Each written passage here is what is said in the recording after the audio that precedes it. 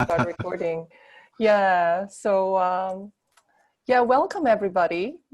We actually started the 7 a.m. meditation that we run every day, just watching some of your videos, Kris. So basically, and everybody was like, oh my gosh, I needed to release this resistance and things like that. Yeah. I want to introduce Kris to you all. And some of you know that I've been talking, sometimes I would teach us how to release very simply because it's just so painful to sit on these horrible emotions, right? But actually what I teach is just such a simplistic method that already works. But if you really want to delve into mastery of the method, I would say Kris and his Power of Quiet is one of the best websites and resources that you could go into. And so the way that I met Kris is through a friend who actually, we were really super into the Tony Robbins arena, but we were also very spiritual. And so we were really always sharing like this technique, this technique, this technique. And this was like 2012. And suddenly he told me about this really odd method called release technique. And I said, why is it that you so like the release technique? And he said, well, you can go onto their weekly calls, and every day, every week I would hear these amazing testimonials for all these people that turned their life around. And I was asking, what way are they turning their life around? Well, mostly monetary gains. And, and by that time I had already manifested, vision boards, men, boyfriends, things like that, jobs. I already knew I could do that. But the big breakthrough in money, I was like, oh, I really want to know more about that. So it was really money focused. So I listened in on the weekly release technique calls. I think that, I don't know whether it was Wednesday or something. And you could hear all these people calling in, and they would share their testimonials. And at one point I thought, I need to take this seriously, because these people are business owners. They're having problems with the tax authorities. They're having problems with businesses, and they're all turning it around by doing something within. And so when I joined the release technique, I actually really took it very seriously, because once you commit, you have to commit sometimes for 90 days. You need to have a partner. And Kris was always the teacher for Europe. So Kris really quickly became the mentor for all the students in Europe. And I also attended the retreats, and that's where I also started to get to know more and more about Kris and his, because there were many teachers, but Kris was one of the main teachers. And Kris was also the one that made all these amazing videos with amazing titles. Like every title was like a whole subject in itself. And so, and I have to say that once you start doing a method, you still have to prove to yourself that it actually works for you. And one of the first exercises was manifest $100 by releasing only. And I know that I had a partner in the UK, and she was like, everybody was manifesting that $100 by releasing only. And we didn't get it, and I was like giving up. And she was really like, oh, the release technique is a scam. And then she released on that. And then she got a check for $100. And I was like, okay, wait a minute, I need to crack this. So I basically went to not caring about the manifestation anymore, because that's one of the key things about release technique. You have to be imperturbable, meaning you don't care about the manifesting. And I really cared about the manifesting, because it was all about me being powerful and a creator. And so I stopped wanting to be a powerful creator. And I thought, okay, I actually don't care about being a powerful creator anymore. And then all of a sudden, one of my old clients, out of the blue, who I haven't worked with for over like a year, texted me on my WhatsApp. I don't know what it text. I think it was text, because we didn't have WhatsApp then. She was like, "Can you send me your bank account?" Because I was living in London. I was like, "Why?" And she said, well, you've done so much for me. I want to send you 100 euros. And I swear to God that she doesn't even talk to me. She hasn't even spoken to me, but that happened. And I'm basically, the release technique teaches you that your mind creates reality, but also your energy consciousness around it. So they also use the David Hawkins scale.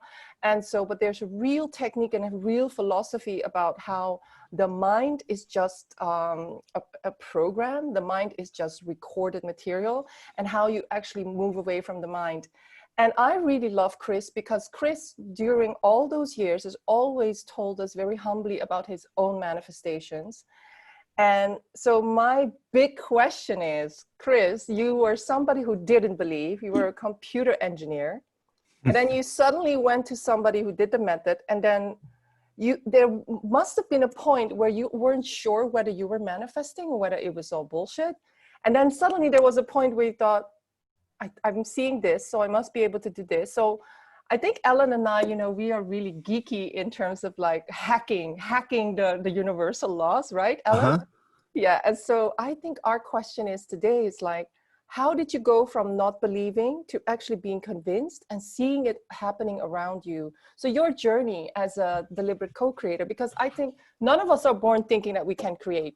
None of us. I don't think so. I think we all are. I think so. Yeah. Okay. When we're little children, we Yeah. want to be astronauts and princesses and Okay. all these things, and there's no limitation to that.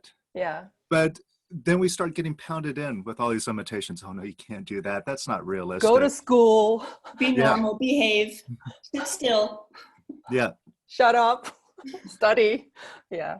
Yeah. Now, it's funny that you mentioned that about how I was a skeptic, because I grew up that way. I grew up with a family of very spiritual people talking about, some of these really big ideas. My dad, he practiced meditation ever since I was a little kid. And I was interested in it. And I sat down and I tried to do it with him. But I was waiting for this experience to happen. I was waiting for these lights and fireworks to go off. And when they didn't, I was like, that's it? What are you doing? You're crazy. So I just blew it all off. And I went through life doing things that you're supposed to do. Go to school, get a good education, get a good career, get married, all this stuff. And over the years, as I'd grown up, my dad had always invited me to Tony Robbins. He invited me to study different teachings and philosophies and things. And I remember for a while, I was really pumped up on Tony Robbins and feeling like it really gave me like a new energy and meaning of life, but it wasn't something that I could sustain. In fact, I think it only lasted about 2 weeks and all that excitement was gone. Peak stage. So I just went back to going, none of this stuff is real. You have to work hard. You have to grind it through life. Now, I was a software engineer. I was self-studied, taught myself how to build applications, and I was working for a company that built software for pre-press houses all over the country. So we were doing some really, really neat stuff. And also I was doing a lot of freelance work at that time. So I was really happy with myself. I was like, okay, I'm in a great career. I'm very successful. I'm making some money and I've got everything in order. But as I was going through life, things were just kind of dull and monotonous and pointless, all the same. And it wasn't before long, I just felt like I was a zombie walking through life, just doing the same things day after day, week after week, month after month.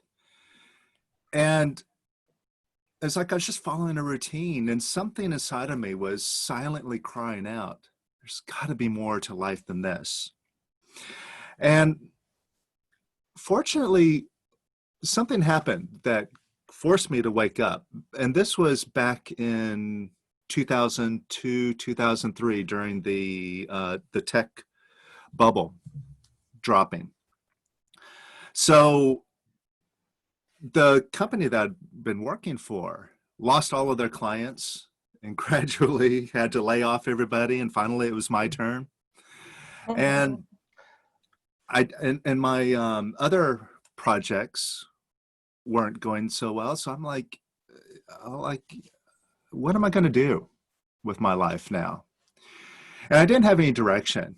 I had a lot of fear. And then again, my dad had stepped in. He had given me a book right at that time. And it was a story about being in the flow and observing your mind, being in the moment, and questioning your thoughts. How real are they? You know, that voice in your head. Yeah, how real is it? And how right is it? So after reading that book, something inside of me woke up. It's like, that's pointing to something real. That's pointing to something I'm really looking for. And I started on this journey. And then right about that time was when Eckhart Tolle had written The Power of Now. And I read that and I was like, that's it. It resonated with me so strongly. That's what I'm looking for in life. That's my purpose here.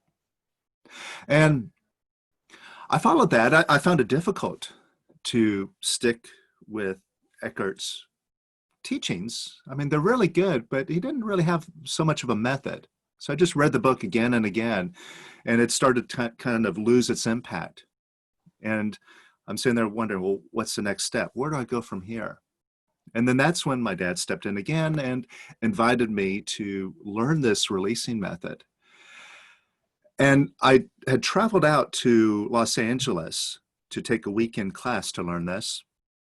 And at that time, I was still kind of skeptical. I was like, okay, this is another thing. I know there's something I'm looking for here, and I don't know, this may or may not give it to me. But when I went there, I had met a guy that had flown all the way over from the UK for a weekend to attend this class. And he was somebody that had used the method and gotten really high with it. And it was just something that I felt in meeting with him. I could just feel his energy, that he was coming from a really good place. And there was very little ego there.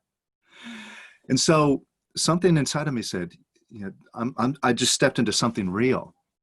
So I started to pay attention and apply what I learned that weekend. And I was hearing all sorts of amazing things. Like from this guy, he was talking about how he's manifesting all these incredible things. Like he decided to have a new car, and 2 weeks later, someone literally gave him the car that he had in mind.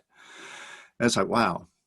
Now, it was pretty far out, but from what I experienced, and what was really great about this method is that you don't have to believe anything. It's totally experiential. Yeah. So what you're talking about is you just do it. You follow this bouncing ball and you see the results. And then, you know, like they say, proof is in the pudding. So I'd experienced enough to say, wow, this is real.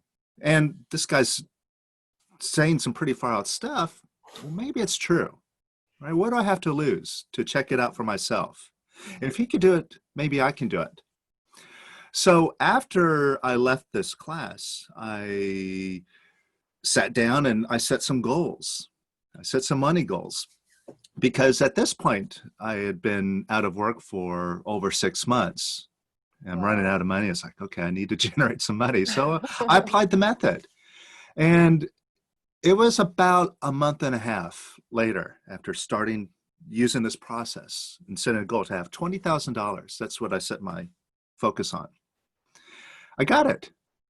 I literally got a letter in the mail out of the blue from this lawyer. It said, there's some distant relatives of yours that are selling some property, and they're including you on the deal, and we're going to send you a check for $19,800. So, okay, wow, all right. So that was my first experience, and it really showed me that none of us are so far away from this creation. And like you've done it, you talked about doing vision boards, and I'm sure many people have had experiences, you know, in manifesting things just by holding in mind what it is that they really want, focusing on that and producing it. Sometimes you do it just by mere thought, or sometimes just with the focus, you start taking actions that will get you there. Either way, you get there. The thing is that it's hit or miss a lot of the times. Sometimes it works. A lot of times it doesn't work. You're wondering why. What's the secret? What's the little hook to get it to work all the time? And the thing is the mind, this whole process is very simple and it's very scientific. You see, the mind is just a collection of thoughts, feelings, and noise. And it's a bunch of stuff that we've accumulated over time. And so we've accumulated a bunch of feelings and a bunch of concepts about what we can do, what we cannot do. And then when we set a goal, all this noise gets activated. So when we focus, yeah. So like when we focus, like doing a vision board, you kind of punch through some of that noise. Mm-hmm. But it's much better just to get rid of the noise, so you don't have it interfering with you. And that's what's great about this method, because it is a systematic, practical approach to quieting the mind, just like you do when you meditate. You know, you get quiet and you feel your real self. You feel that power and that silence, and you feel the presence. The thing is that oftentimes meditation is like a momentary thing. You do it and you get that for a while, and then you have to get out of it and get back into the real world. Yeah. But this gives you a path to start knocking out that noise. So bit by bit, your mind gets quieter and quieter. And over a period of time, you just permanently fall into a meditative state. You're just quiet all the time. And from this place, it's easy to focus on a goal, hold in mind what you want, and see it manifest. And that's why it took 1.5 months, because that's when you started to become more still and more still and more still, maybe. Mm-hmm. Yeah. But there's actually a lot more to the method, because I think a lot of people, for instance, Bob Proctor, who is more of the school of Napoleon Hill and Think and Grow Rich, there's a lot about massive actions, very Tony Robbins, like, massive action. Whereas what I really was, what is really different about the release technique, and also even Dr. Joe's teaching, they actually say things come to you. By releasing only, meaning you do not try and control things, you actually surrender. It's a huge amount of surrendering in the technique. And so what I know about Kris is that Kris has overcome weight. He had a huge weight problem. And actually I asked Kris whether he had a before and after picture, because you would never think that he had a weight problem ever, but he did have a weight problem before. I had a big belly. Actually, you wouldn't have noticed it so much because it was just all over. I didn't have like one area that was super huge. I was just overall big. But your dress size was much bigger than I right couldn't now, fit right? into my clothes. I had to wear big boy clothes. So he looked like an American, somebody who really enjoyed life, and now he looks more like somebody's always big baggy sweatshirts and all of that. Yeah. And but not only that, Kris also manifested getting over, I think, smoking addiction in one day or one afternoon. And he basically also manifested financial wealth. And then he also, Kris has also witnessed a lot of his clients or students manifest lots of things. Maybe, Kris, what is it, where did you start to believe I can do and have everything? Where was the tipping point? Because at one point you just went all out and you went for a big financial goal, for instance, and then you also help people save their businesses. And that was very often in times when, all the economic crises were happening, where the landscape was changing, technology was changing, and you were still helping people save their businesses. So where was it that you yourself knew there are no limits? Everything is possible because everything is my picture and I'm creating this. Well, it's hard to say where that tipping point was exactly, because we all have this accumulation of garbage, doubts, insecurities, self-recrimination, all this stuff, guilt. And all of these feelings, we've accumulated as we've grown up. And this is why as we grow up, we get heavier and heavier, it seems, and more limited. Yeah. This is why we have those expressions like, you can't teach an old dog new tricks, because his mind is all filled up with other stuff. So, and we all come into the world with a lot of limitations anyway, and we get reinforced. It's our old programs that we've been carrying with us. So all of this stuff is stuff that we put in. And we can get into this a little bit later about how we accumulate this stuff, but we put in all these limitations. We programmed our mind to think the way that it does. So it is up to us to deprogram the mind, undo all these limitations that we put in. So, a lot of these stories, they run deep and they seem very, very real. And the limitations oftentimes seem very real. So what I realized really was the nature of the mind. I saw that I had a bunch of negativity inside of me. And here now I have a tool to let this go. And the great thing about it, I mean, you mentioned some of the gains, like I stopped smoking. Yeah, I had a 15-year smoking habit, over a pack a day. In one afternoon. That's In one afternoon. And this was right afternoon. after, like a month or so after I had first learned the method, because I realized I was using the smoking to hold down my negativity, to run away from it. I said, well, I don't want to do that anymore. Now I have a tool to let it go. Let's see if this works. So I just sat down and invited up all those feelings I was pushing down with the smoking, let them all go. When they're all gone, there was no need to smoke anymore. Like the whole thing disappeared. And I did that right after I learned the method. So you don't have to wait for results in this. You start to see things happen. So you might not be able to have great manifestations, but you could see that little things that you're doing are working in very tangible ways. So knowing that, I knew I'm on a path now. I knew that the way that I was living life before doesn't work. And I can't go on living that way anymore. So I dedicated myself to going down this direction. And sometimes it seemed like it was a difficult journey. It appeared to be. I had to move through some uncomfortable feelings, look within myself, get real with myself. And sometimes it felt like, a lot of this negativity would never end. But I decided I'm forging through it. I'm going through it anyway. And I just kept moving forward. And as I kept doing this process, bit by bit, see, you're quieting the mind. And eventually that's when the tipping point happens. You get enough of the negativity out of the way, you just realize, I am who I am. Everything is really connected with me. It's my picture.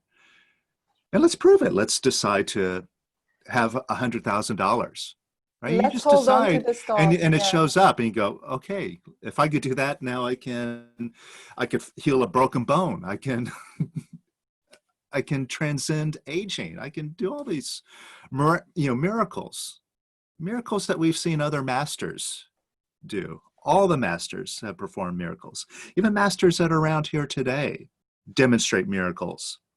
Not to show like how great they are, but to say, hey, you can do this too. Yeah. All this nonsense of suffering and hardship, it isn't true. I think that you're touching on to a few points, and that is that a lot of us are misinformed about the nature of reality, the nature of the mind, and who we really are. I mean, just those three teachings, right? That is why, Ellen and I are really interested in interviewing the people who have mastered it. And people are using different types of processes. There are millions of processes, millions of teachers. But what I really love about, the release technique is that you do not have to go into a meditative state at 4 a.m. in the morning, although we all love that as Dr. Joe students. But definitely when I wake up and I'm confronted with the real world, I need a method to shut up my mind. The thing is, I wanted to go to that uneasy place that you just mentioned, Kris, which is when you're really going to decide that you're a master, that you can actually, you demonstrated a few nice things, but actually you want to go further. You manifest 20,000, you want to go for 100,000, and then maybe to 1 million, or maybe just go for the dream relationship, right? But actually to go there, what I know about a release technique, we have to get beyond all the attachment, aversions, resistance, and all what you call the negativity. That is really tough. And so for myself, I know, for instance, I'm now on your relationship course, which Conscious Relationship is called. It's an amazing download. It's changing my life. And Ellen and I, we sometimes, we listen to your tracks together and we're just like horrified about what comes up. And it's like, so it's like, you know what? Because the first thing you need to do is take responsibility for your creations, because everything is your picture and your consciousness. And it's a very uncomfortable place to go to. But as Kris said, when you do it, you just think, why would I have all this garbage in my consciousness? There is no way. I really want to get through this right now. So there's a tipping point where you just think, oh my gosh, this is so negative. You start writing it down. You know, you have the workbook with all the things you need to look at, and you think, oh my gosh, this is really what I believe about relationship, about men, about myself, about love, about my parents. And then you go to the financial course and you think, oh my gosh, this is really what I think about money.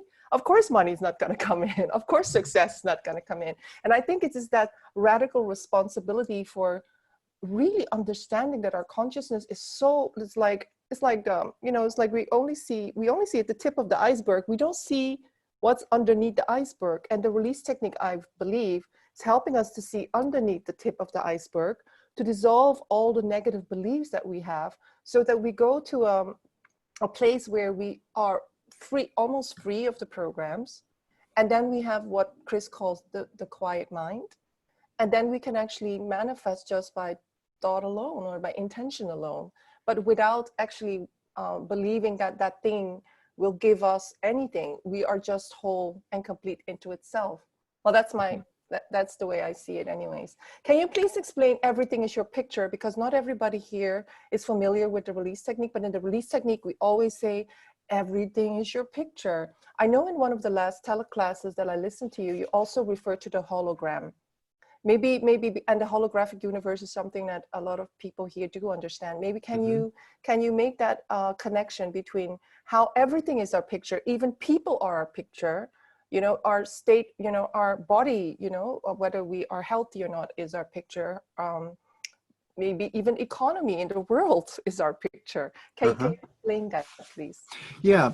Well, first, I want to say that when you're in the garbage, it seems real. Yes. In your limitations, it seems real.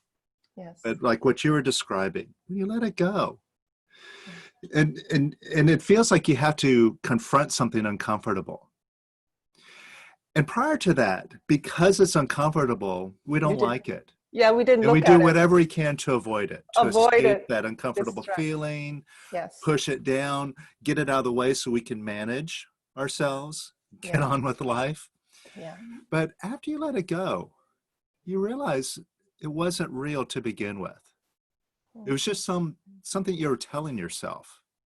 And when you're in it, it seemed real. But afterwards, you laugh at yourself. You know, what a silly joke I was playing on myself. It wasn't even true.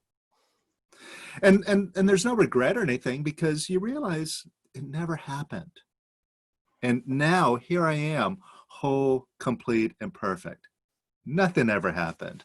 There's never a problem. It's only now. It's always been now. And here I am right now, just being myself. Haha. Now, the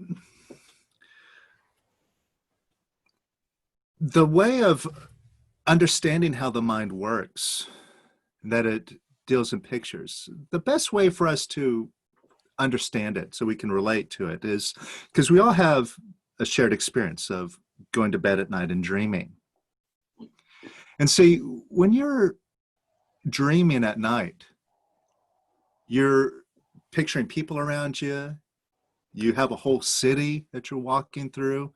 And it's not even a real city. It might have some aspects of cities that you're familiar with, but it really is your unique city that you created. It's got lots of detail. It seems very real. And the interactions seem real.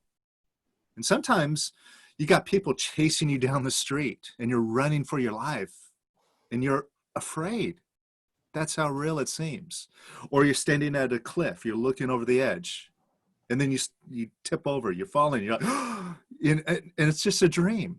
But all of a sudden you wake up, you're like, oh, that was just a dream. It never happened. Whew. Right? So we've all experienced this. Now, when you're in the dream, it seems real. And what if the same is true with this state? I mean, how do we know what's real? Everything that we experience around us through our five senses are all just electrical impulses. It's like the movie The Matrix. How do you know you're not in some sort of simulation? So, what's really great about this is you take a very scientific approach. You're not just believing anything. You're not even believing reality, but you're examining it and looking for what is true. Now, what Lester Levenson said, and he was a scientist, he was a physicist. He said, well, pursue truth. What is truth? Truth is that which never changes. Now, everything in this world changes all the time. Everything is born, it gets created, and then it decays and gets demolished. So everything comes and goes. So how true can it be? But there's one thing that never changes, and that is you, who's there to witness all of these moments in your life. You're always there. You're always present. That's something that you cannot deny. Now, when you start to go in this direction, I'm just going to identify with that's just true, the beingness. Then you start looking through these thoughts and appearances of what seems true. And then that's where you discover that everything really is your picture. And, and it's only through your discovery that you'll know it for yourself. We could talk about it, but it's only something that you can experience, is by letting go of the non-truth that you really see what truth is. Yeah, because your body changes, you get older, and you're not the same physical body, but the witness is always the same, and that's who you really are. Yeah. I have one question about the, so you set the intention for the $20,000, but the smoking, did you intend to do that, or did that just sort of happen because you suddenly were like, oh, that's not who I am, I'm not? Yeah, kind of like that. I just decided that I had this tool to let go of the uncomfortable feelings, which I recognized I was using the smoking to run away from. So I thought, and I had tried to quit smoking like 100 times. I used to have this joke. I'm an expert at quitting. I've done it 100 times. Unsuccessfully, because you didn't go to the underlying beliefs that you were trying to suppress, right? And but I can imagine the smoking can be really one thing. But for instance, you losing quite a lot of weight. Could you maybe explain that? Because I know some people are really forever battling this thing called their body and the relationship with food. And I know that you told us that in the class you told us that you were actually cycling a lot and you didn't eat that much, and you weren't losing weight. So there was something going on in your psyche that wasn't even related to what you were taking in as consumption. Yeah. I used to be effortlessly skinny. I could eat a whole pizza and a half gallon of ice cream and then a whole plate of tacos after that. So I was able to eat whatever I wanted and had no problem, managing my weight. But it wasn't until I was in my mid-30s, I moved out to Los Angeles. I was living out there, and the first 3 months, I think it was because at that time, I found that the food in the grocery stores is really cheap, and I can go in and I could buy ice cream for like almost nothing. So I was like stocking up my freezer full of ice cream. And don't do that, girls and boys. and over the course of about 3 months, all of a sudden, because like I said, it wasn't so obvious. I wasn't like getting a big belly or anything, but after a while I realized I wasn't fitting into my clothes anymore. It's like, what's wrong? And then I started resisting and hating the changes that I was going through. It's like, why can't I do what I used to be able to do? And I was fighting with it. And I was trying to, okay, let's diet now. Let's do all this stuff. And I was exercising and dieting, like you said. And it really wasn't making a difference. I'd lose a little bit and then get it right back. And I think I struggled with this. Gosh, I think it was about 4 years. Jeez, well. That I was battling with the weight. And over this time, I was still doing the method. I was still going to classes, working on it. And like I said, bit by bit, when you practice this, you're quieting the mind. So I reached a tipping point where I got rid of a lot of the noise in my mind, a lot of the pictures about my body and beliefs about my body. You just empty them out. You don't replace them with positive information. This isn't about reprogramming your mind. It's just about emptying it out. And just by emptying it out, all of a sudden, one day, I was at a retreat in England, and I just had the thought, oh, this is such a beautiful place. Wouldn't it be nice to live here? And I was just envisioning myself cycling through the beautiful countryside there in Great Britain. And I'd been at a retreat. I was releasing more with this picture in mind. And after the retreat, all of a sudden, see, because I had this picture of being fit and riding a bicycle and living a healthy life, a life that I wanted to live. And I went home, and all of a sudden, things started changing in my body. It's like day by day, I was losing a pound a day. It's like it was about half a kilo a day. And from my ideal weight to where I was, that I was struggling with it, was over 50 pounds, 25 kilos, heavier. And I lost all of that in a month and a half. Without changes to your diet? Without changing anything. So it just went away. And this is just simply having that effortless picture. Oh, I just choose to be this way. That would be nice to be like that. Yeah. And it happened. But the choosing was without the thoughts of it's not possible, or you are fat, you have fat genes, or blah, blah, blah. Basically, because you were in a state of no thoughts about it, just quiet mind plus holding the picture in mind, and not without too much attachment, right? Mm-hmm. And no Yeah, aversion. good analogy, or is it analogy is the right word? A good metaphor for how the mind works. It's like the old telephone switchboard operators from way back when you would call the operator and say, "Can you connect me to so-and-so?" And then they would take it and they would route the line to call who you want to call. So they had this board with all these plugs and wires plugged into it. And that's where our mind is with all of these thoughts. It's just like this tangle of cords and all plugged into different places. And so, like, if you have a goal, an intention, whether it's more money or losing weight, you have some positive thoughts, some intentions about what you would like to achieve. But you also have other thoughts. Now, some of them are in alignment with this intention. They support it. Some beliefs that you have positive beliefs. And some of them aren't in alignment. You have anti-beliefs. I can't do that. I'm not good enough. It never works. Look at all those other people that fail.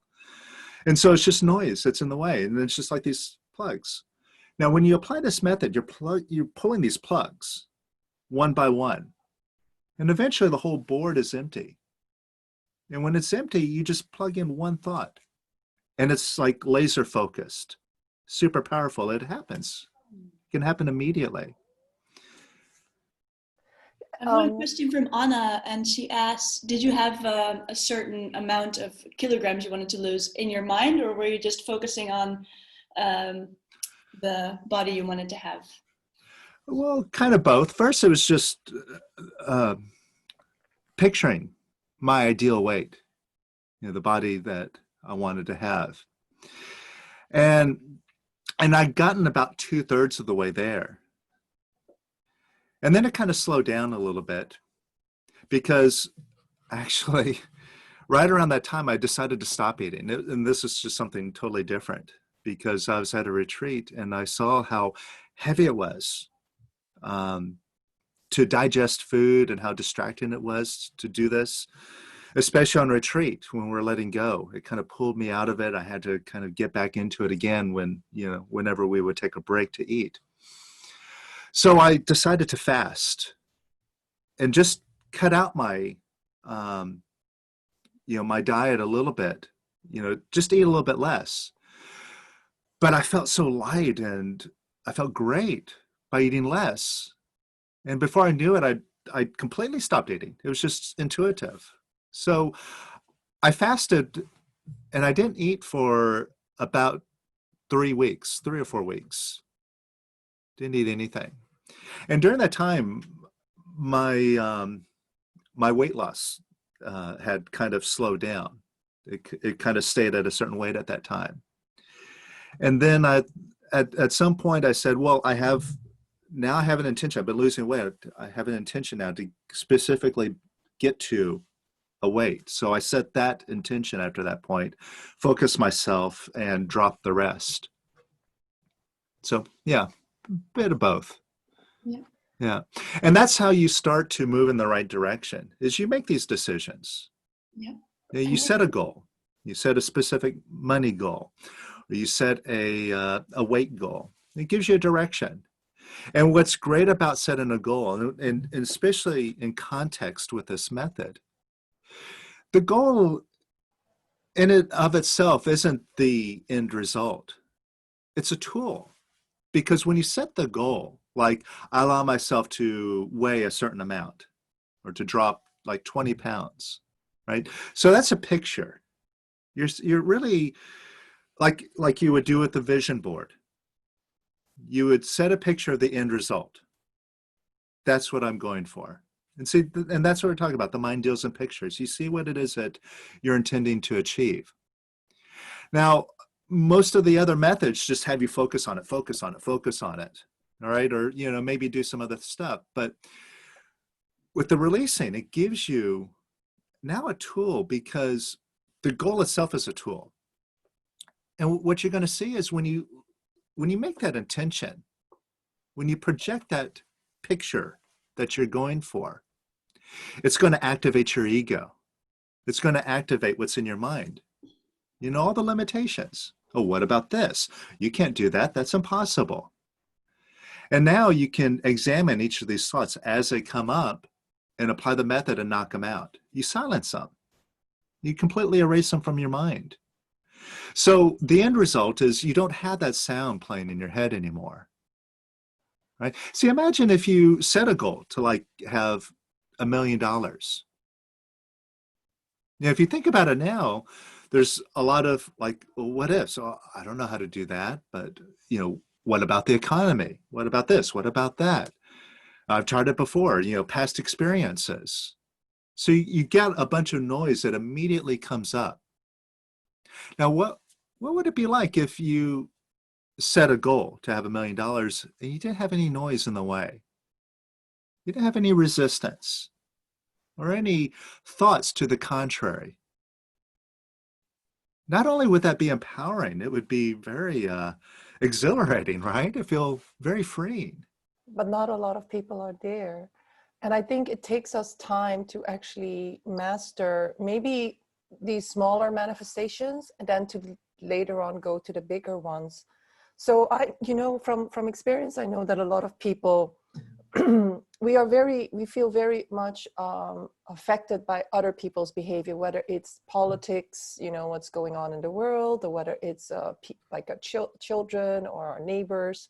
Could you maybe give some examples about how the release technique sees other people? Because I know if everything is our picture, and I have seen people turn around relationships in the release technique. I mean, I've seen the testimonials of people where they would go on retreats and they would release on their family members or something, how the family members would change. Could you maybe give us some examples of how we actually have to start taking responsibility about what other people are doing to us and how we are being treated? Maybe you have some examples. I'm not sure. Did you have something going on in the family with your sister or something? I'm not sure what it is. And then you also had this very interesting anecdote about a cat. I heard it in one of the teleclasses. So, but give us any example that you think would Not sure help about the us. cat, but I can share about my sister. It really is relevant to what's going on today. Yeah. Because right now it's actually quite shocking. I'm looking through my Facebook newsfeed and I'm seeing friends, even people in the spiritual community, now going after each other. Yeah. all right, lecturing Exactly. each other and making each other wrong. Yeah.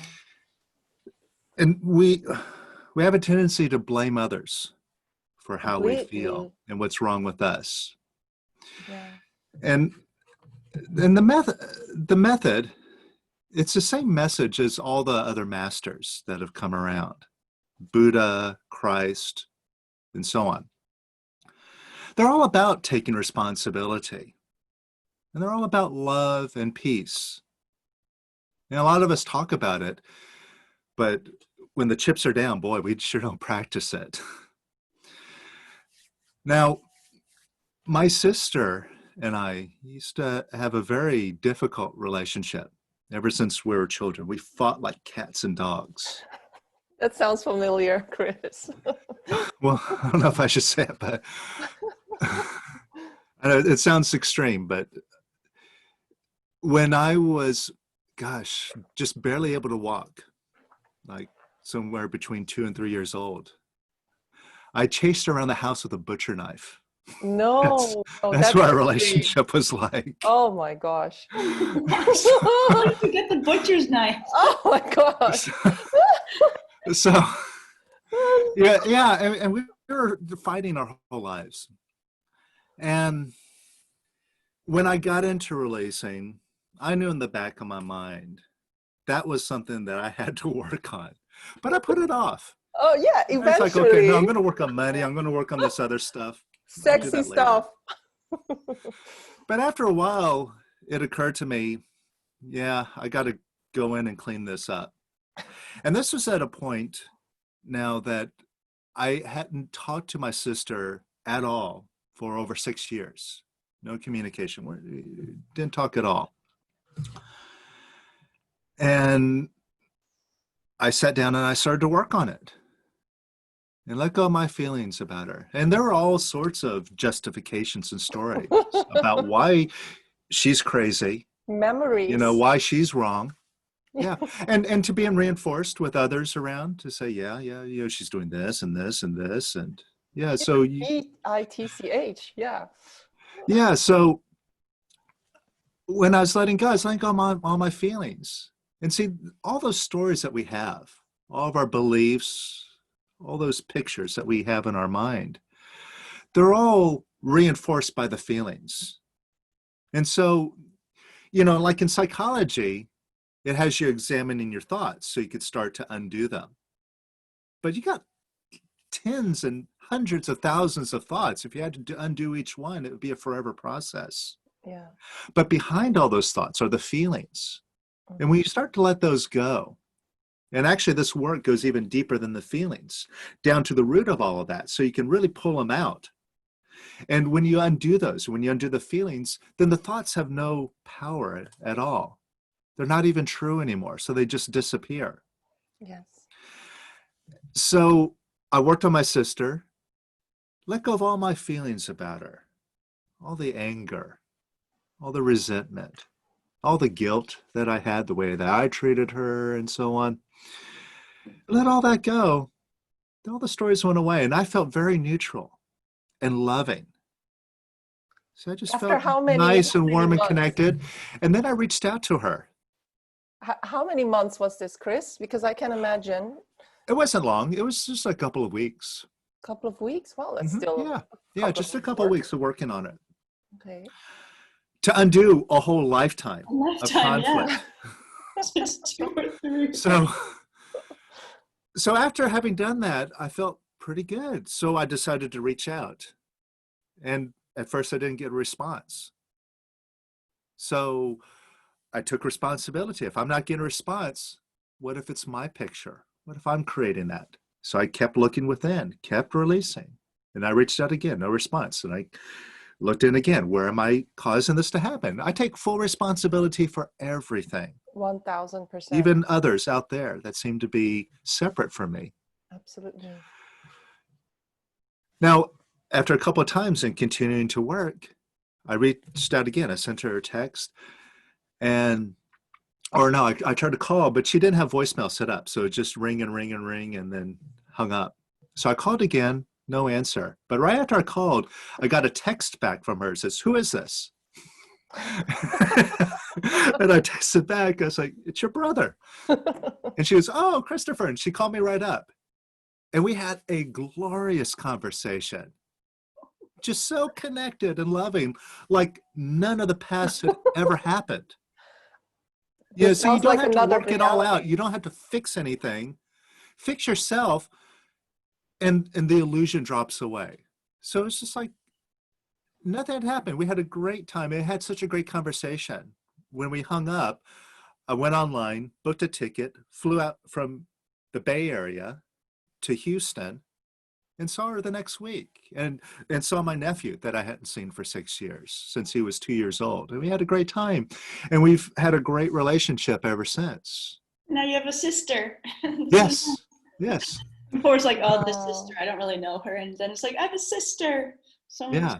But Kris, the importance of this is so heartwarming, because we have a lot of people here. We're very genuine. You know, we have a lot of forgiveness issues around a lot of people. Not even sometimes people really close to us, but also like things like governments, you know, Mhm. world politics, a lot of evil stuff going on outside, of course, not happening to us. Yeah. What would you say about, there's a lot of fear going on now in the collective, and me and Ellen, we are really aware that we are creating this. So what would you say about how we're creating this little thing, this little world that we live in, with a lot of stuff going on, a lot of pictures that Mhm. are a bit scary, I would say, and very polarizing as well.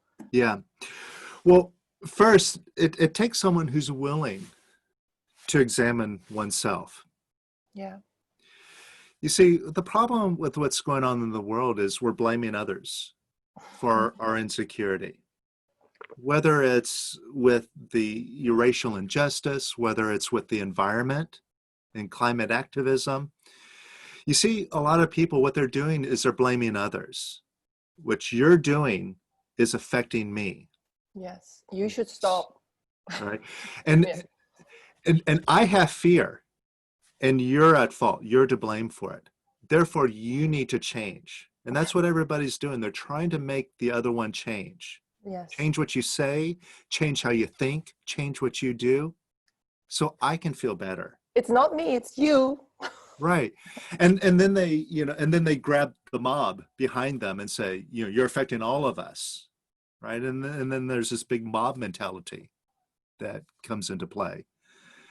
So it really takes an act of courageousness in oneself to look within. First of all, if anything that's going on in the world is stirring up fear, first of all, did they give you that fear? Or who does that fear belong to? Who's feeling the fear?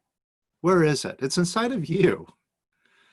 Now, what you experience firsthand in using the releasing is that when you have these uncomfortable feelings, you can actually let them go. You see, that's the real problem, is we got these feelings, fear, anger, and so on. And the way that most of us, we deal with our feelings is either we suppress them, right? We push our feelings down. And that doesn't do anything. When we suppress our feelings, we're actually collecting them and holding on to them. Now, the second thing that we do with our feelings is we try to run away from them, avoid them, Yeah. escape them. And that's what a lot of us do in life. We're always distracting ourselves, especially now with our smartphones and the internet.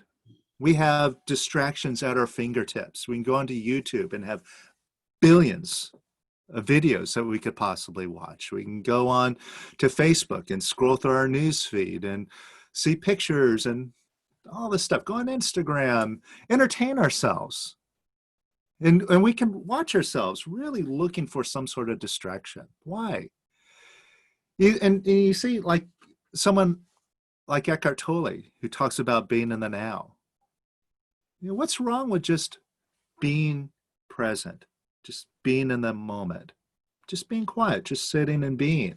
Why do we have to go run and stick our nose in a phone, right? So a lot of us are running away from our feelings, but they don't go away. We can't escape them. And then the other thing that we do is we express our feelings, which is what we see a lot of people doing now. Yeah. So you have that pent up frustration, all that stuff you've been running away from or holding down. It boils up like a pressure cooker. And so it blows the valve and then you explode. And we have all these riots and everything.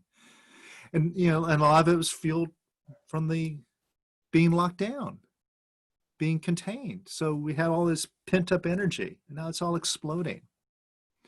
So those are the typical ways that we deal with our feelings. So either we suppress them, we run away from them, or we express them. And none of them accomplish anything. We always find ourselves in the same cycle over and over and over again. So we got to do something different. And this is what now we can experience with the releasing. We have a fourth option now. We can bring up these uncomfortable feelings and actually let them go and see that they're gone. Change our picture about the world.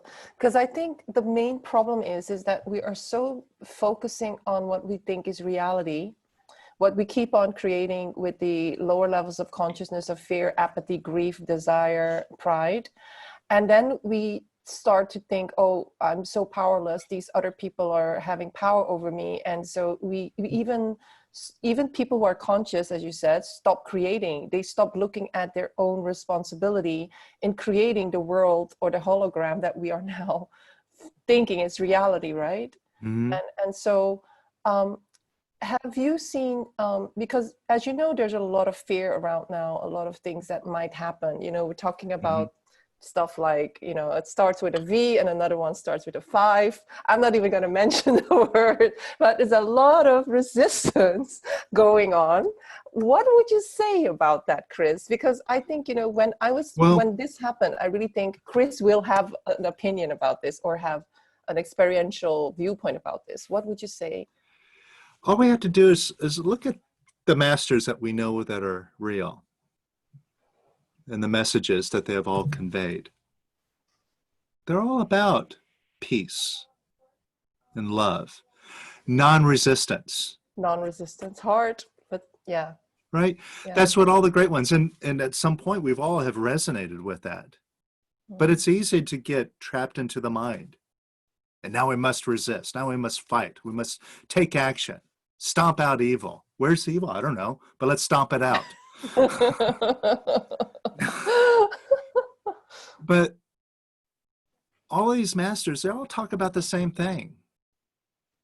And you have real demonstrations. Martin Luther King, Gandhi. They all talked about non-resistance, focusing on what's right, not on what's wrong, not fighting against something. Yeah. You see, let's just take a little detour from this, go back to the mind, the nature of the mind, and that it's a creative instrument. See, the mind deals only in pictures. If I say don't fall down, what do you get a picture of? Falling down. Falling down, right? The mind doesn't process the words not or don't. It just goes straight to the picture. If I say don't think of a monkey, your mind just immediately goes to a monkey. Yeah. So you see, everything that we're trying to fight against, we're actually supporting because we're holding it in mind. That's why it never goes away. So you take someone like Gandhi. He said, we're not going to fight the British. The British are our brothers. We're going to just practice love, non-resistance. And look at what he accomplished.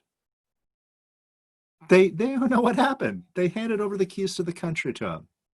Gave away a huge country, a huge part of their empire. Without going to battle or anything, just said, here you go. And he accomplished that with love. And so we have these examples. And most of us, we know that it's true. The difference is we don't know how to do it. How do we love? You know, we've been taught this. You know, they teach us in church, love thy neighbor. and we agree with it. We nod our head, but then we go home and we start judging the people across the street. Oh, look at what they're doing with their children. Look at how they're living and blah, blah, blah. So, we don't know how to do it. We know what to do, but not how. And that's what's great about this, is it gives you that step-by-step how to experience the truth for yourself and really do it. And then you see the results. Then you see, wow, this is the way. And you're walking the right path. So the releasing is about becoming empty. Mm-hmm. So would you say that people have all these, we can write a whole list of things we're resisting or that are not good or that we're blaming other people for. But would you say that it doesn't really matter in the beginning? In the beginning, you just focus on releasing and becoming empty. And as you said, unplugging all the plugs. Yeah, well, you're just examining your thinking, and all this stuff is interconnected. So when you start working on one thing, you're undoing other things. It's all related. So you just start going in, and you literally are emptying out your mind. That is the goal. See, most of us don't understand the mind. We think that it's something that has some sort of influence and power and relevance, something that we go to for information. Tell me what to do. And we take it too seriously. So whatever advice it gives us, we go, okay, that must be true. And if you examine your mind, it's a very negative thing, isn't it? Yeah. Rarely does it say something nice. Most of the time, it's very critical and judging and fearful and insecure. But what is it? It's just a sound in your head. How did it get there? Who gave it to you? A lot of people. It's your voice, right? It's your sound. It belongs to you. And that's the great illusion. See, most of the time, we're just looking through the filter of the mind, and we're just looking at our mind, totally identified with it. Now, when you start releasing, the mind gets quieter. You start undoing the mind. And then you experience something much greater than the mind, much more powerful. You actually get to a place where you get answers like that. And all of us have experienced this. We just get a flash of inspiration. It's like, where did that come from? We call it intuition a lot of the time. And it's never wrong. So, and it's an immediate thing. And this is something that when you get out of the thinking mind, you gain access to. And you're just intuitive about everything. And it's always harmonious. It's always coming from a good place. And also, in this place, it's very nice. It's a very loving feeling. So some of us might think that by emptying out the mind, getting to a blank place, that we're going to be emotionless. We're going to be like some sort of zombie. It's not true. Yeah. You become more alive, more spontaneous. And you can still use emotions, use feelings. The difference is you're not controlled by them. You could pick up a feeling, use it, and then let it go. And not get wrapped up by it. So it leaves you in a place of mastership. You're a master over your thinking. You're a master over your feelings. And so a master of your life. Mm-hmm. Yeah, I don't have as much experience with releasing as Angelique does, but I remember the first time I did it, I felt so much relief for being able to allow these emotions to come up, because I always ran away from them and pushed them down. So I was like, oh my gosh, I'm just allowing it. It just felt so nice to just allow myself to have it come up. It was so just so pleasant. I felt, because it just evaporated so quickly. I was like, what? Why was I pushing this away so long? Yeah, and see, you see the benefit right away. You have to wait for it. Yeah, just almost like, oh, I'm allowed to let this come up, and then I was like, oh, it's gone. Oh wow, all these years of pushing it away. Yeah, the issue is, I think we are afraid of our uncomfortable feelings, because it is so painful and so uncomfortable. When these feelings come up, we think, oh my gosh, I need to do something to not feel it. But that is actually what release technique is teaching us. You need to feel it, because it's just, you don't even like attach negative or positive to it. Just say it's just energy. just Mhm. energy trying to leave, and it's coming up because it wants to leave. And then we actually, what we experience is when you release the energy, the picture or what we believe is reality about a situation, a person, it changes. Mhm. And it keeps happening over and over again. And I have to say to people, because I was talking to my coach yesterday, and I showed him all of the negative thoughts that I had about situations, and I had pages and pages, and he was really impressed.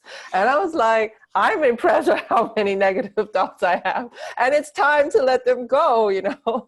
And I think this is really the message around.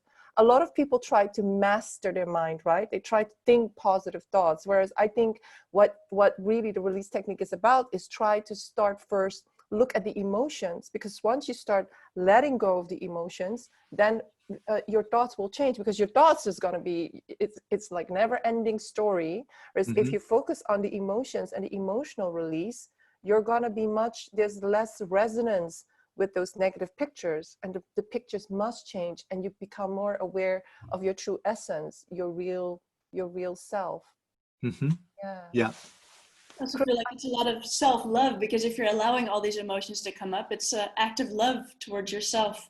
Yeah, exactly. Yeah, I Yeah. feel like that's maybe like something that naturally will come with it. Feels like for me, yeah.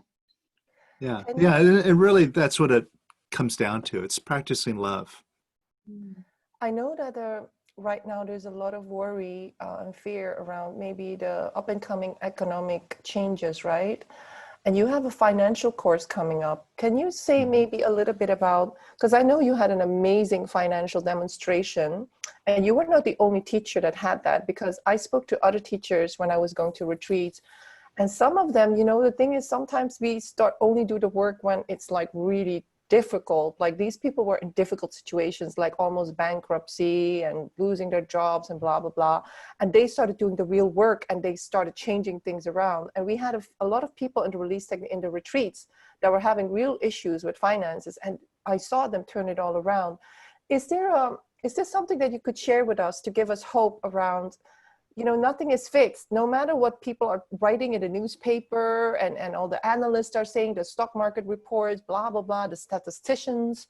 I mean, seriously, because we do pay attention to all of that so-called experts telling us what's going to happen. Can you tell us a different story about how we can create our own economy? Hmm. Yeah. Well, I mean, even in a practical way, you see, it's a state of mind. Mhm. And during the course of the lockdown, I've never made more money, not only in business, but also in investments. Because I had somebody that came to me that is a knockout trader. He's incredible. And he's made a huge amount of money with the market going both ways. And that's the difference. So you see, in a very practical way, there are people that invest and they're looking to be safe, and they're driven by fear and protecting themselves. Those are the ones that lose. Then you have the ones that are courageous, that know how to ride the market, and they're not affected by their emotions. So, they're not influenced by their own excitement and lust, and they're not influenced by their own fear. And then they see things clearly. Mhm. They see the trends, and they're not swayed, so that they can act in what they're seeing and do it without hesitation. And those are the ones that are successful. And the same in business. So just in a very practical mindset sort of a way, if you get your fear and other negativity out of the way, at the very least, you're just going to make smarter decisions. Mhm. You'll take more effective action. And especially like when you get your feelings out of the way and you need to take action, you could take action and not have to fight through your feelings in the process, Mhm. right? So if you're building a business, and you have these worries and resistance, and you're like, oh, I don't feel like getting up today. You get all this stuff out of the way. So you just effortlessly get up, you do what you need to do, and you just take smarter actions. And that's just in a very practical way.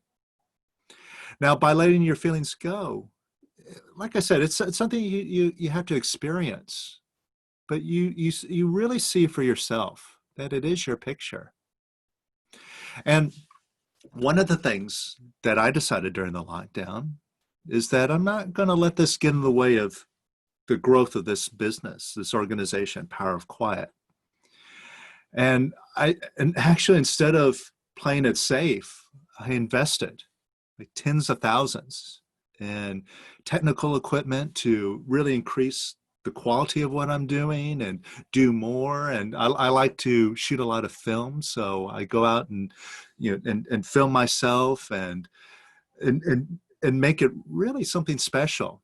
And so I spent a lot of time in doing that and moving forward instead of hunkering down.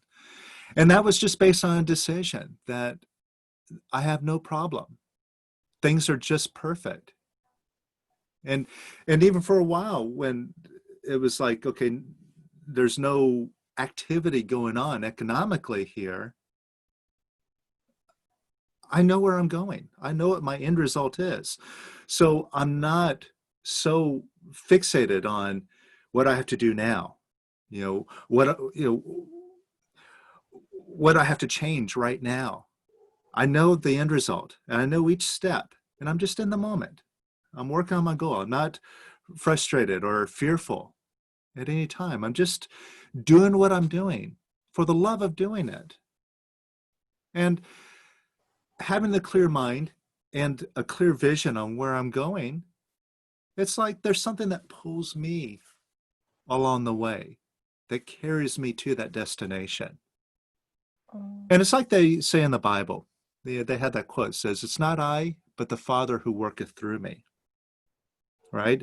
It's not I, but the greater nature, the greater beingness that is in charge. So you surrender your life to beingness, which is, in other words, would be you surrender your life to the divine in some type of co-creation where you're not letting the ego run the show, because the ego is very often in fear, trying to play things safe. It's all about, how do I protect myself? How do I not die? Blah, blah, blah. It's a lot of fear of death, a lot of fear of success, a fear of anything. Whereas if you go to co-creation, you surrender to being, would you say it's like you are in total trust and total, and because I know in one of the recent videos that I was watching, I think it's the Conscious Relationship course, you were guiding people to actually really accept everything that happens, even if it nothing ever recovers, we're okay, we're still okay. And everything recovers, we're still okay. Yeah. Yeah. Somebody asked Eckhart Tolle what his secret was. And I think he is actually quoting another master, but it's all the same. He said, "My secret is I don't mind what happens." He said that over and over again. I don't mind what happens. I'm just focused on my consciousness in this now moment. What is the quality of this moment? Not where I'm going to, not where I end up, not the exterior. Just being in the now, being present. Right? So it's just a quality of the moment and not the expectation of the result.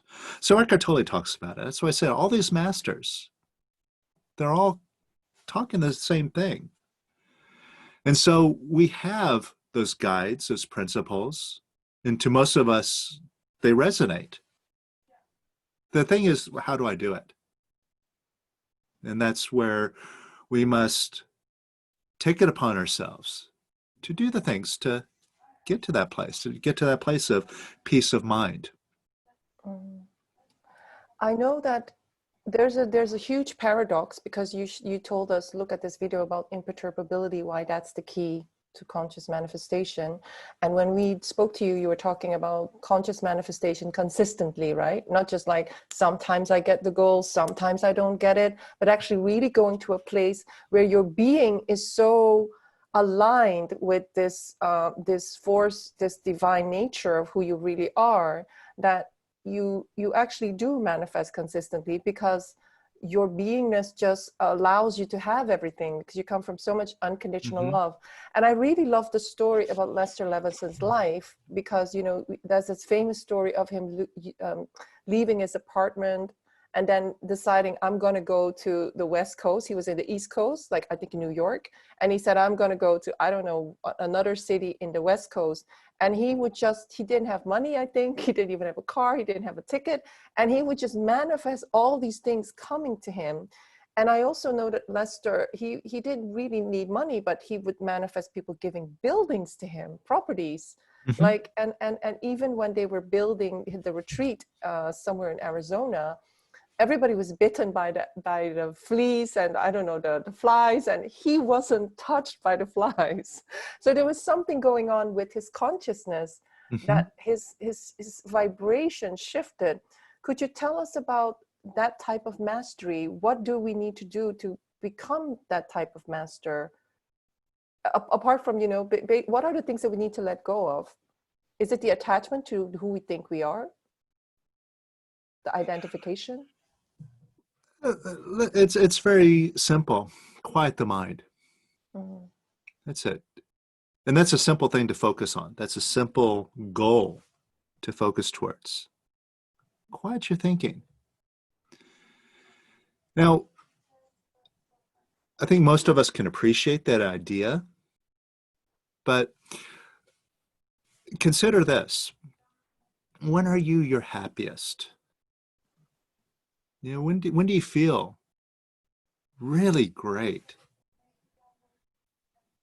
Now, most of us, it's like at a time, maybe we witness something beautiful, like a beautiful sunset. Like, oh, and we're up in the mountains. So it's like, I don't want this moment to end, right? You've experienced that, right? And what's so great about that? Now, notice in that moment, you're not really thinking about anything. You're not thinking about your to-do list. You're not thinking about having to pay your bills. You're just there, witnessing something so beautiful. It's just captured your attention, brought you into the moment. You're not thinking about anything. And that's why you feel so great. Now, Lester also pointed out, see, one of the things that we must focus on to get to this place is to drop all of our desires. Now, all a desire is an admission of lack. It's telling ourselves that we lack something and that we need it to be happy. Whether it's having a successful business, having lots of money, having a great relationship. Once I get that thing, I'll be happy. I'm delaying it. Now, what's one of the things that, like in a relationship, where we're happiest?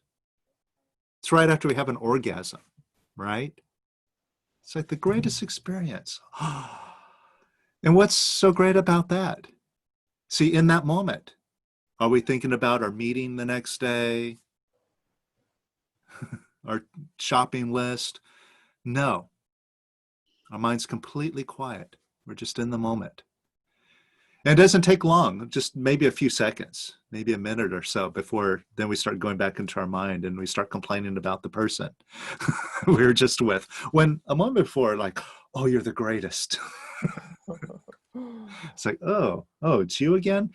Now, then we go back into the mind. But if we stop and we recognize all the times when we're really happy, when we feel on top of the world, are those moments when our mind is quiet. So if you just focus on that, quiet in your mind, not only are you going to be a place where you can influence your picture, you can allow things to change, but you're in a place where you're the happiest of the happiest. So that's the thing to strive for. So I know that you have several courses that we can download, but you also have live courses. And so I bought the 21-day course, although I have so many courses from the release technique. I know that Christopher has really evolved himself. So I really wanted to understand, you know, how he's now looking at certain things. So I myself bought the 21-day course, which is like a beginner's course. I bought the conscious relationship course because it's time for me to look at my garbage on how I'm creating suffering and a lack because of all the self-judgment, self-criticism, and horrible negative beliefs I have about myself. And I really decide I'm going to work on that. I would really recommend that to people because, you know, Ellen and I, we've been doing some of the releasing, and it's like really shocking. It's really confronting and shocking, but so we're like, oh my gosh, why didn't we do this earlier? But you also have a financial course coming up. When is it starting? And what can people expect when they're going to do I'm going to be on that one because I know I demonstrated really good money, but I know, you know, and I'm not going to let this, whatever's going on, affect my abundance. So what can people expect and when is it going to start? Okay, it's going to start on July 10th, and it's a 6-week course, actually 7 weeks, because we do a bi-week in between, catch-up week. So it goes on for 7 weeks, and we get together live on Friday and Saturday in the evening here in Europe. And what we do is we're going to get into advanced releasing right away. So if somebody wants to join in, I'll make sure that you have all the basic materials, because the way that this course works, there's 2 aspects of it. First, there's the tool that we learn to let go. It's a tool that we practice, and it's actually just a simple little set of tools. It's like a little toolbox that we use to bring up our feelings and release them. Very simple, nothing complicated about it. So that's one aspect of it. The other aspect is now taking these tools and using them on ourselves. The trick to working on ourselves is some of our thoughts, some of our limitations and sabotage programs and stuff like that, we're aware of, we're conscious of. Yeah. But the vast majority of them, we're not aware of. They're unconscious. So what we do is we have exercises that we work through, like in the live classes, and I give homework assignments, and we have a whole workbook here that show you how to dig into your subconscious thinking. Dig into your mind, see what's really down in there. Like you're talking about, you're like, whoa. And all of us have some really deep, dark stuff inside of us. All of us. It's not a big deal. It's just feelings, right? But we work at bringing these stuff up and applying the tools to let that go, right? So there's 2 aspects of it. There's the tool, and then there's the digging. And that's the important thing, is you got to dig. And this is a course for somebody that isn't looking to get rich quick, right? See, that's not going to work. This isn't for somebody who's looking for something for nothing. And a lot of people, they're looking for someone to come and bop them on their head, take away all of their problems, all their limitations. They're looking for some guru to do it for them. It doesn't work that way. You got to take responsibility for the garbage that you accumulated. You put it in there. Only you can take it out. Yes. Right? So we work on that to show you how to do it. Start taking all that stuff out. And we do the assignments. And in addition to the 2 live classes that we do each week, we work on it. We work on your goals. I show you how to start using your goals to set yourself in a direction to knock out what's in the way. And also, I record guided videos each week that I add to it. So you get all this content, live work together, guided content, and also one-on-one access too. So if you get hung up on something, or if you need some help, or you have questions, then I'm there for you to reach out and to help you. Yeah. I know that, because you do the live streams, I think on Thursday, you do the live stream on Facebook, right? And I've heard some of the testimonials of the people that were working on different goals. And some of them were, doubling their income during lockdown. Oh, yeah. Right? Mm-hmm. Yeah. Yeah. And I think it is because these people are, they're taking responsibility for their picture, and they're not letting the outside world tell them what's possible. And I think this is the big problem that we have, because we're so hypnotized by what we think is reality, we start to let the media, the experts, other people tell us what's possible. And I think this is the first thing we need to stop. We need to stop listening to these, thinking that reality is real. I think that's the first step. And just to think, wow, how did I create this specific virtual reality or hologram, right? Yeah. Yeah. Well, I think it's probably good to start out small, take small steps. You start taking responsibility for little things around you, and then take on more and more as you're able to prove to yourself that you can see a difference, that you can make a change, and then start changing the whole world out there. Yeah. I think it was Gandhi that said, be the change that you want to see in the world. A tough one. Right? See, it's up to you. You got to be the change, not demand it from others out there. Well, I can say that when we are the change, there's so much love that comes through our heart. And, we always think somebody else has to give me the love, somebody else has to give me the certainty or whatever.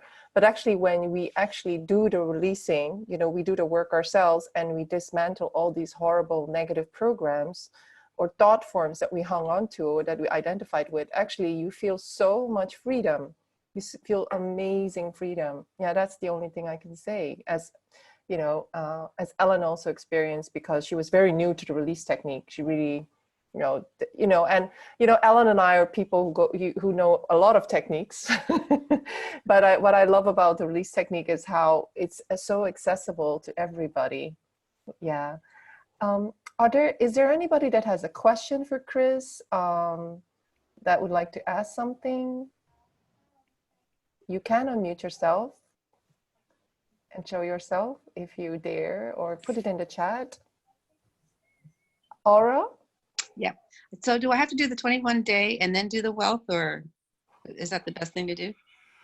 What I would do is, if you get on the wealth course, I would give you the 21 day. I would include it in there.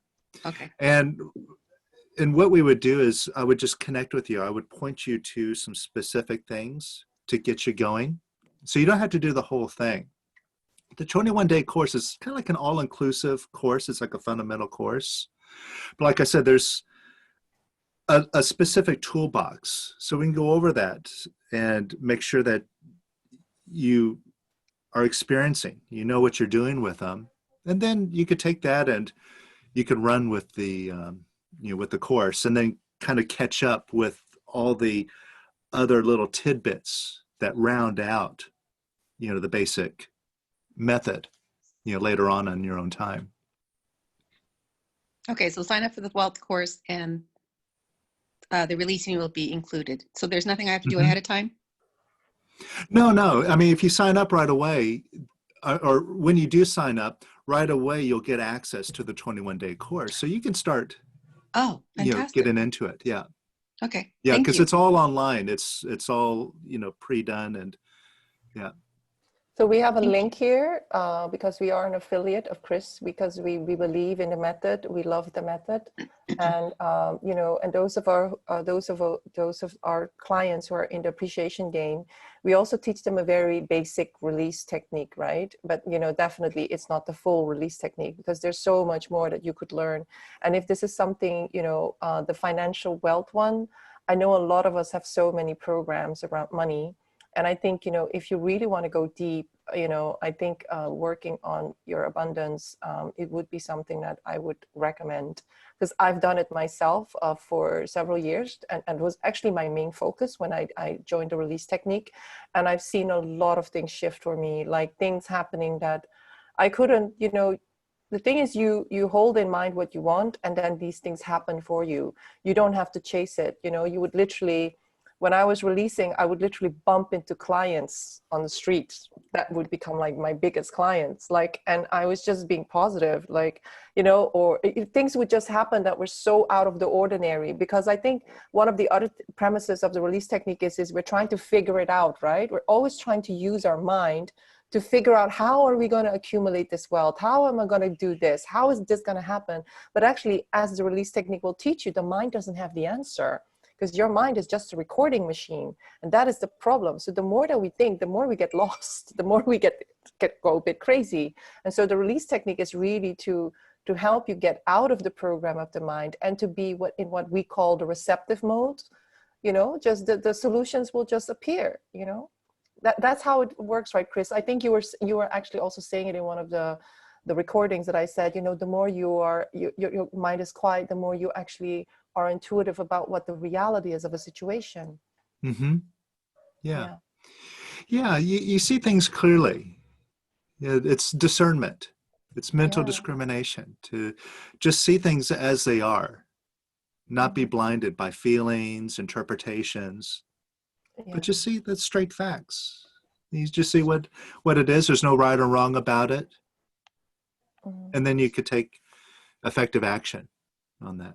Yeah. Somebody's asking, what does the 21-day course cover? It's Yeah, I saw that chat pop up.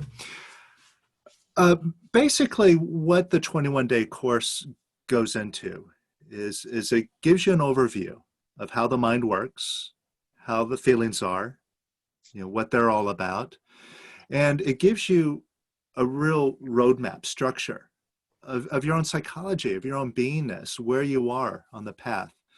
So you start to understand yourself through the course. So you get a really clear picture about what's going on, your relationship with your mind and the world. Right? So it covers all of that. And then it shows you how to release. And to release first on things that are bothering you. It'll take you through releasing your fears and worries. It'll take you through releasing resistance, frustrations, all that stuff. So you start to master these basic things that we all experience. And then it shows you how to then direct yourself. It goes over setting goals, how to word goals correctly in a way that is productive and proactive. And then you use the releasing to move towards your goals. So it gives you, the whole blueprint on using goals. It shows you specific ego traps that get you hung up, like pride, that can stop you, that can derail you, and how to overcome these ego traps. So it really gives you like a basic outline, roadmap for your mind, your feelings, and starting to move forward in creating what you really want. So if you say are you going to give the full 21-day course or just the most basic elements of the 21-day course? No, the full 21-day course. Yeah. Okay, so people, if they want to, and that's a special, because I'm not sure that this is what Christopher does all the time. So if you want to enroll in the financial wealth course, you will get the 21-day course, which is, I think, around $299, right? Yeah, it's $297. So it'll be free included in that. Yeah. So and and I would really highly recommend it, because a lot of us do a lot of different types of work, but I think this is the reason why I studied the release technique, is because I was manifesting lots of stuff from my vision board, but the money was a bit tricky. And because I think we are so programmed to believe that money works a certain way, and we go to marketing experts, we go to build your list experts, I don't know what type of a lot of stuff that we do to actually make our businesses work. But actually, when you do the releasing, it's really, you're cleaning up a lot of your consciousness around lack, around the programs that we believe is going to bring us money or happiness or whatever. Anybody else? Kris, one thing else? I just wanted to say real quick, for those that want to participate in this, first go to powerofquiet.com/CWC, Conscious World Creation, right? It's a free course there, right? Yeah. Well, what you're going to do is there's an opt-in for that. So you just put in your email address, your name, and you'll get a video where I go over goals, how to word a goal statement. And that way you can kind of get an idea of how to use your mind, how to look at your goals the right way. You know, a lot of times we make some mistakes that we don't realize that we're making when we're setting goals that actually block us. And so you'll find this very enlightening, and you'll get that when you sign up there. But that way also you'll be tagged so that when you register, we'll know that you came from the, from the Conscious Club here. So that is, can I put it in the chat? Yeah, the link is in the Yeah. When I Let me just logged on, type it in. I put my stuff in and it shows me the tutorials, and I have to pay another $9.95 for 3 training videos. But there's Yeah, nowhere don't worry for about to that. sign up for the wealth course. Yeah. So yeah, so you're in the system, and what you can do is go to the homepage, Power of Quiet, and you scroll down, you'll see the classes there. It still has a class that's going on right now called Living Your True Purpose, and then you'll see the Wealth Manifestation course. And the reason why I say, sign up first, so that way I know where you're coming from. So when you sign up for the wealth course, because you're tagged in a specific way, then I'll know to give you the extra course. I'm going to do that manually. Okay, so I can just do that now. Okay. Mm-hmm. Yeah. I would like to actually end with your big money manifestation, Kris, because that to me was like so mind-blowing when you told us your manifestation story of the big money. Mm-hmm. Because it is so out of this world that people actually really get intrigued by, huh? It's like your jaw drops, right? Could you please tell us about your big money demonstration? It's Well, so there's inspiring. been a number of them. Because it's something, like I said, I've done consistently.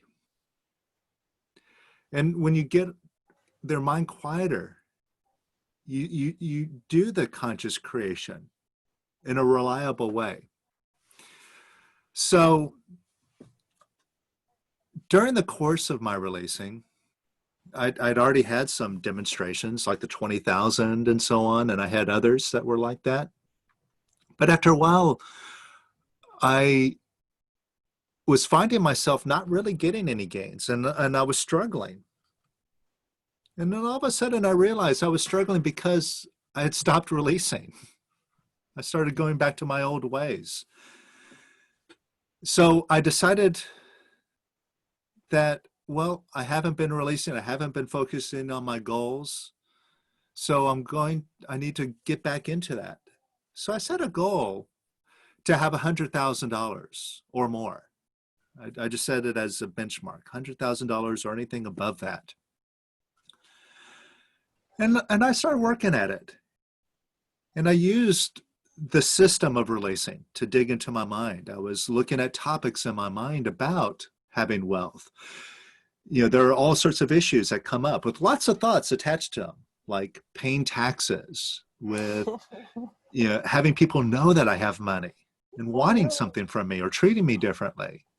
So I just brought up all this stuff and let go of my feelings about it, started cleaning it all up.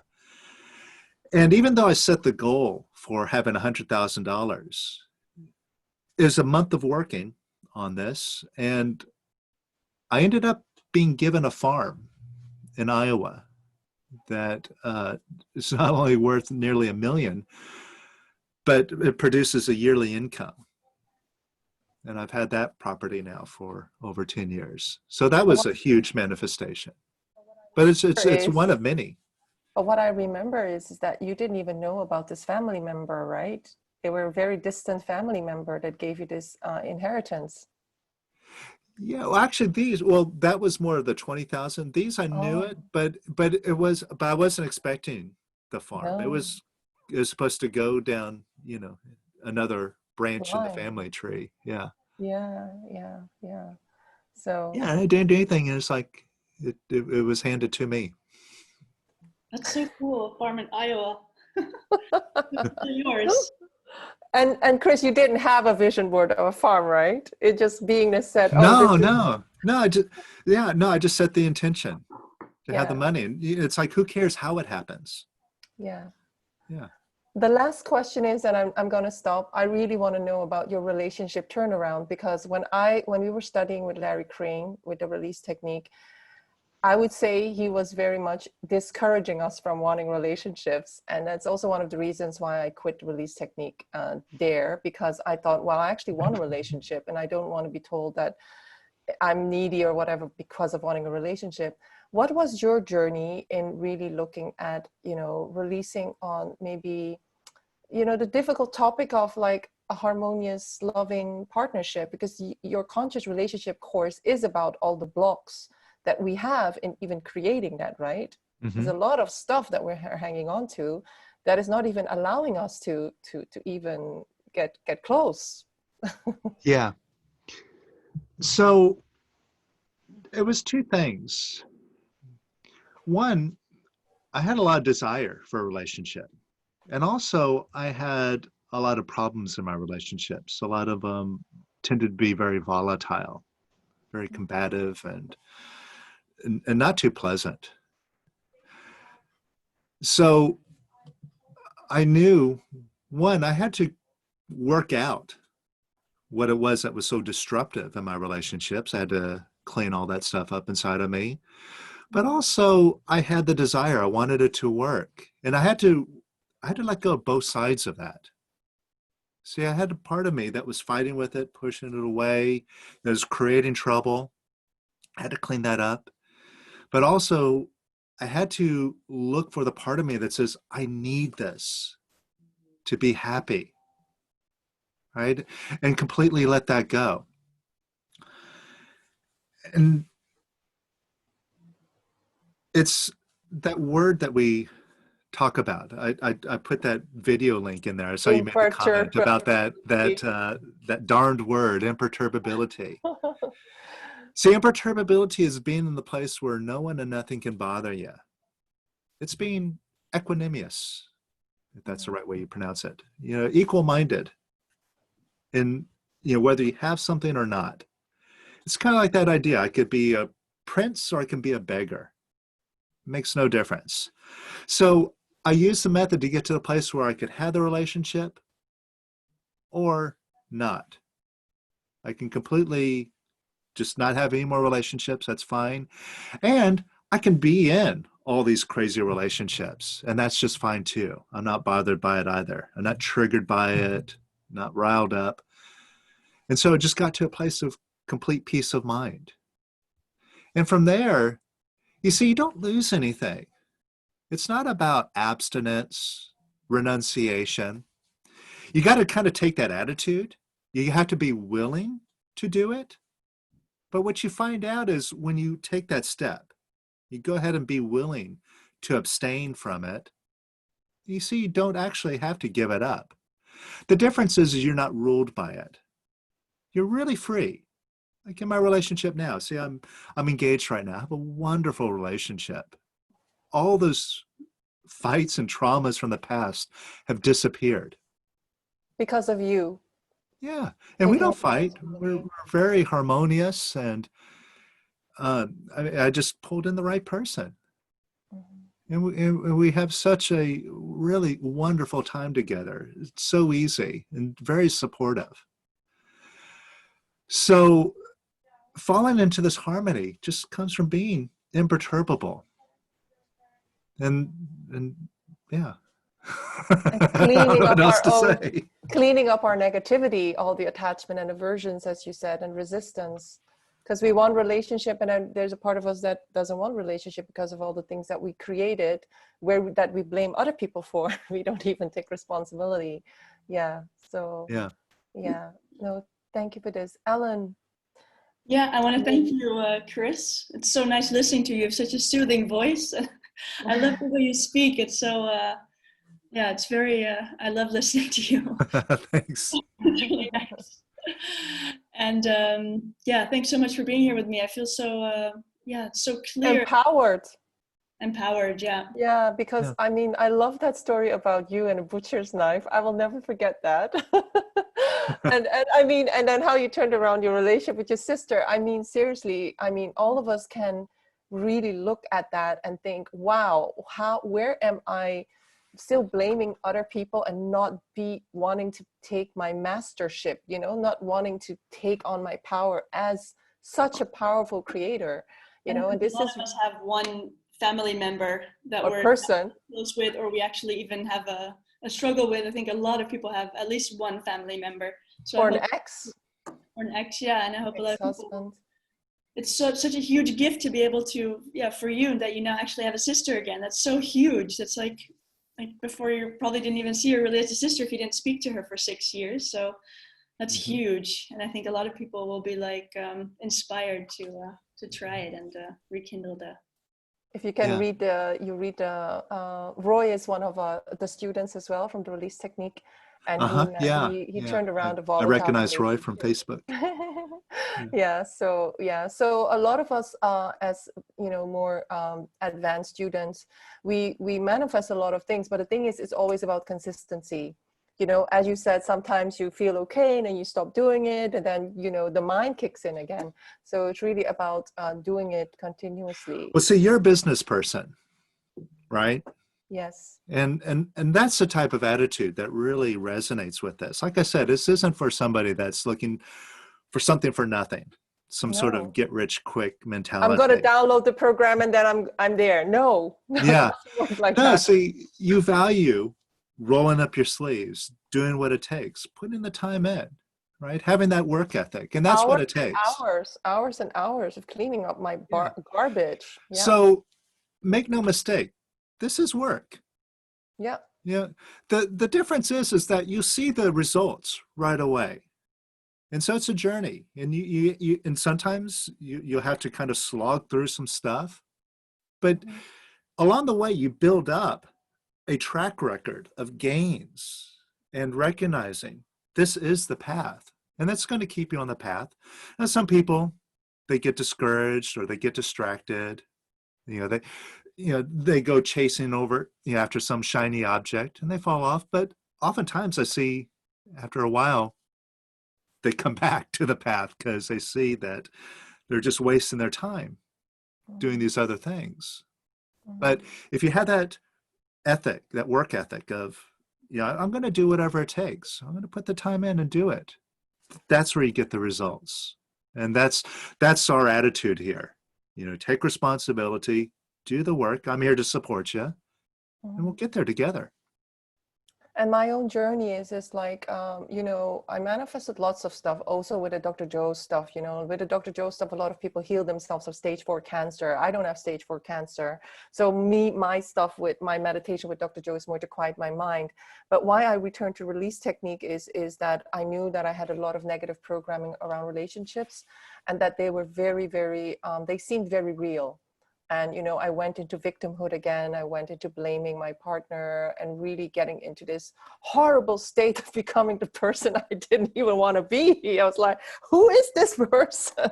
And I thought, oh, what the F? I'm going to invest in this course and I'm really going to do it. And I haven't looked back ever since. I'm now in week 5 and I'm doing the worksheets, and it is work, but I can tell you, you just get so free from all the pain you've been carrying around, and you're going to start at one point realize, you were the one creating it, and so you let other people off the hook, and then you just see your life change because you become free of a lot of the negative stuff that is haunting us. It's haunting us ourselves. So I want to thank you, Kris. It's such an enlightening interview. I love it so much that we're going to collaborate with you. Maybe one day we can visit you on the Brouwersgracht or somewhere and Yes. maybe organize some things together. We were already telling I'll make Kris. you all a cappuccino. We were saying to Kris, organize a retreat. Come on. We need a retreat. I'm so close. So yeah, lots I of also love. want to say, I think it's so cool that you offer the 21-day one with the wealth course, because I feel like a lot of people are super excited about it, but it doesn't start until July. So that means people can get started. This way you can get started. Yeah. And they can also pay in installments, right, for the financial course. So it's absolutely split it out into 3 months. I wouldn't really, the thing is, a lot of people think, oh, it's a lot of money, but to be honest, when you look at the content, 1 week is I don't know, 6 to 7, 8 hours of releasing. I mean, and it's it's really the amount of stuff that you're gonna dredge up. It's like a sewer with all the garbage there. You're just gonna dredge it up. Imagine like how it could change your financial life. But the thing is, you could work on finances, but other things could shift, right? Oh yeah. So like Yeah. I said before, it's all connected. Yeah. Yeah. So as you're working on relationships, you start to see your finances improve. Or you When you work on start working on money. your health, you'll see your relationships improve. Yeah. Because all those feelings that we push down, it's like a virus, and it just corrupts everything. The It real affects virus. everything. The real Yeah. virus, Kris. Yes. But maybe The very mental virus. imperturbable. Is that the word? Imperturbable? Imperturbable. It's a new Or word. in Dutch, it's onverstoorbaarheid. Unverstoorbaarheid. Oh. Unfuckwithable. Yes. Yeah. So But where you're the least imperturbable, that's where it maybe shows up first, because yeah, when you Mhm. don't care. there's resistance in some areas maybe than others. Well, what it is, it's being in the place where no one and nothing can bother you. And it's not a passive place. It's not being detached. It's being powerful. It's being able to be with the problem, but not affected by it. Like they say, be in the world, but not of it. So you could be totally integrated and doing things in the world, but just in a free place. The difference is you're not being pushed around by your feelings. And instead, you're being bolstered by love, which it really isn't an emotion or a feeling. It's something much richer and deeper than all of that. And that's what you just feel and you come from all the time. It's just love. And you just have so much joy and energy flowing out of that. And it's just the most natural thing. You have to conjure it up or work at it. It just flows through. Yogananda talked about it. He just talked about being in the state of ever new joy. And that's really what people experience as a tangible benefit, not just the monetary gains and changing things around your life, but just being happy all the time. And that's what real imperturbability is. The way Lester put it is it's happiness with no sorrow, no taint of sorrow whatsoever. That's what you get when you're imperturbable. I would love to also maybe do one one webinar with you where we're just going to release on something like the money goals, like people set a goal and then you lead us through releasing and maybe put some people on the call. Oh, sure. I would love Yeah. to host that as well, because I think, all of us, like just listening to other people release, we're all so similar. Because it's all about the three wants: wanting control, wanting approval, wanting safety, and sometimes wanting separation or oneness. But really those three wants are what's blocking us from having, the powerful life and all the amazing big manifestations. And the thing is, it's not about the manifestation. When you really can be imperturbable, meaning you're in the state of trust and I love my life, even if this thing never happens, I'm still going to be in an amazing state. Like Tony Robbins would say, live in a beautiful state of mind. Then you really can, give it your all and notice the viruses in your mind and just knock them out and say, you know what, I'm a master. I'm not going to take this. I'm not going to believe this. So yeah, it becomes much more playful. So thank you so much, Kris. I think our community really loves you. I think there's a lot of people that will actually sign up, and also for your generous gift of the 21-day course. And yeah, hopefully we can set a date for another like real life release. Yeah. Maybe bring you in as a guest teacher for one of our bonus classes that we run on Sunday. So we'll talk to you about that. Okay. Yeah, I'd be happy to. There's so much that we need to release on. As you know, it never stops. Yeah. Thank you, Ellen. Well, it does stop because there's only a finite amount of negativity that we've collected, right? And it is measurable. It's like a mess of stuff. And so as we start emptying out, not only do we tip the scale, but eventually we come to the end of it. And that's where we call ourselves free. Yeah. Nice, like a messy house. You can actually Clean up the house. Well, I'm manifesting a retreat in Amsterdam. Or Amstelveen, Christopher. We'll do it.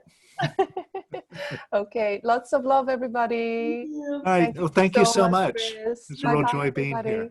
Bye. Bye. Bye.